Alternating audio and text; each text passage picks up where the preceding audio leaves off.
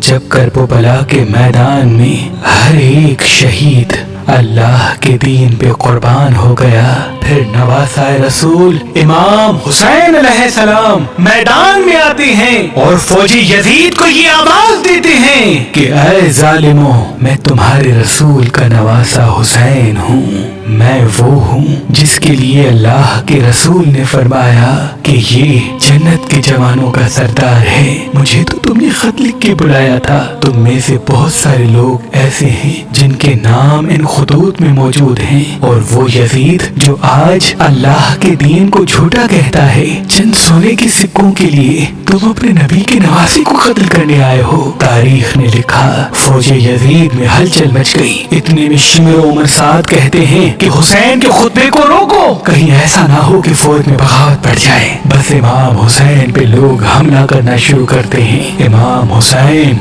अल्लाह अकबर कह के जैसे ही मैदान में आते हैं तो मशरिक की फौज मगरिब और मगरिब की फौज मशरिक को दौड़ने लगती है। तारीख ने लिखा, फौजी यजीद में ऐसा कोहराम मचता है कि उनके सिपाही कूफे तक जा पहुँचते हैं। उमर बिन साद कहता है, ये अली का शेर है, इसको मात देना मुश्किल है। शिमिर जाओ, इनके खयाम को आग लगाओ।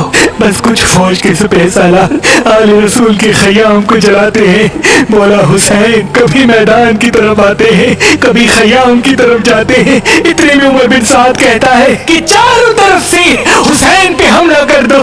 बस कोई नेजा फेंकता है, कोई तलवार मारता है, कोई तीर मारता है, कोई पत्थर मारता है।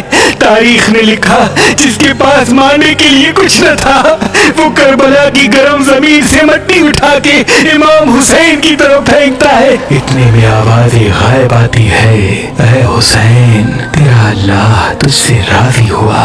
इमाम हुसैन अपनी तलवार को थाम लेते हैं। तारीख ने लिखा, आपके जिस्म पर इतने तीर थे कि आपके जिस्म की कोई जगह जख्म से खाली न थी। इतने में एक जालिम आपके सर पे घुस मारता है।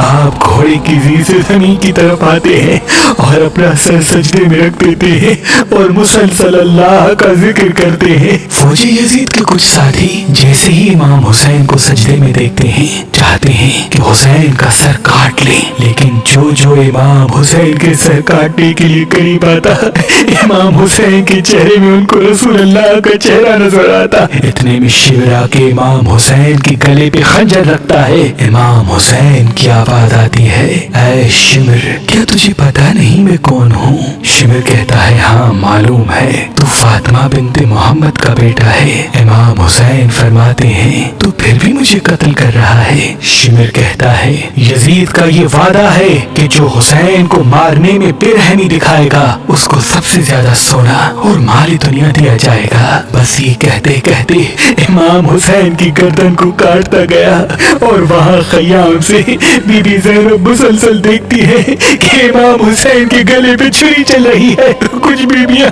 अपने सर पे ज़मीन करबला की खाक डालती है। इमाम हुसैन के सर को काट के नेज़े पे बुलंद किया जाता है, खयाम को जलाया जाता है। आले मोहम्मद की तमाम मस्तूरात अपने अपने वारिसों को देख के रसूल अल्लाह की दरबार में फरियाद बुलंद करती है। इतनी में उमर बिन साद कहता है कि वो अरब के घोड़े जो लाशों को पामाल करने के लिए इस्तेमाल किए जाते हैं, उनको तैयार करो। एक ऐलान करवाते हैं कि सबकी लाशें पामाल गाह पे बिछाएं, इनको पामाल करेंगे। जैसे ही सिपाही अली अकबर की लाश के करीब आते हैं तो बीबी उम्मे लैला के कबीले वाले कहते हैं, इनकी माँ हमारे कबीले की है, हम इनकी लाश को पामाल होने नहीं देंगे। जैसे ही अब्बास की लाश के करीब आते हैं तो बीबी उम्मुल बनीन के कबीले वाले कहते हैं, अब्बास की माँ हमारे कबीले की है, हम इनकी लाश पामाल नहीं करेंगे।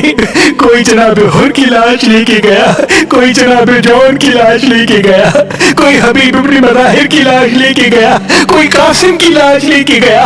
बस तारीख ने लिखा, करबला की गर्म जमीन पे नवाज़े रसूल की लाश लावारिसों की तरह पड़ी रही और मशरिक के घोड़ों को मगरिब की तरफ दौड़ाते हैं, मगरिब के घोड़ों को मशरिक की तरफ दौड़ाते हैं।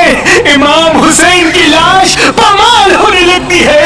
इमाम امام حسین کا سینہ و پشت ایک ساتھ ہونے لگتے ہیں، امام حسین کی پسلیاں ٹوٹنے لگتی ہے، فوجی یزید جھوم کے کہتی ہے کہ آج ہم نے اولاد رسول سے بدر و احد کا بدلہ لے لیا، بدر و احد کا بدلہ لے لیا، بدر و احد کا بدلہ لے لیا۔ Thanks for watching. Don't forget to like, comment, share and subscribe to